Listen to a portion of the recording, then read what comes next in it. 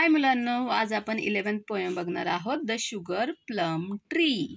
पोयमचं नाव खूप छान आहे ना, शुगर प्लम ट्री. शुगर म्हणजे असं गोड गोड त्याला काहीतरी फळ येणारं झाड. Okay. Have you ever heard of the sugar plum tree? तुम्ही कधी शुगर प्लम ट्रीचं झाडाचं नाव ऐकलं आहे का? इट, आता हे TIS म्हणजे इट इज आहे बरं का. It is a Marvel of great renowned. Renowned म्हणजे ते खूप फेमस आहे. मार्वल म्हणजे खूपच एक अमेझिंग, खूपच वेगळी, वंडरफुल अशी ती गोष्ट आहे. म्हणजे ते झाड आहे ना, खूप फेमस आहे.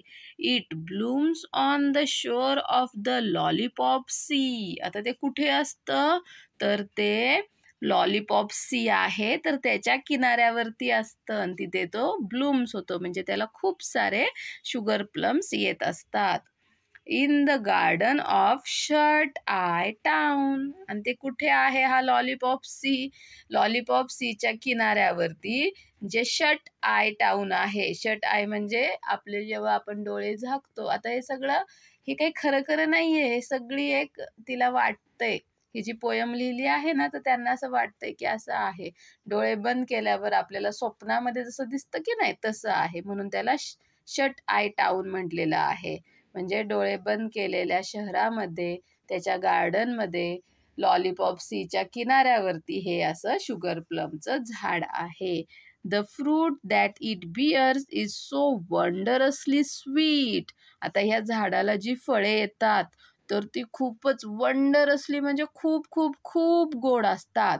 As those who have tasted it say. ज्यांनी कुणी खाल्लीत ना, ते असं सांगतात की ती फळं खूप गोड आहेत. That the good little children have only to eat. आता ही फळे कुणाला खायला भेटतात? जे गुड लिटिल चिल्ड्रन आहेत, जी छोटी मुलं आहेत आणि जे गुड बॉय, गुड गर्ल आहेत, चांगलं वागतात, चांगलं ऐकतात मोठ्या माणसांचं, तर त्यांनाच ही फक्त फळे खायला भेटतात. Of that fruit to be happy next day. आणि का त्यांनाच खायला ती जी गुड चिल्ड्रन आहेत की नाही, तर ते दुसऱ्या दिवशी हॅप्पी राहावे, खुश राहावे, म्हणून त्यांना ही फळं खायला भेटतात. From the sugar plum tree bye Eugene field. Eugene field यांनी लिहिलेलं हे जे शुगर प्लम ट्री आहे, त्यातून ही छोटीशी पोयम घेतलेली आहे. Okay, bye bye.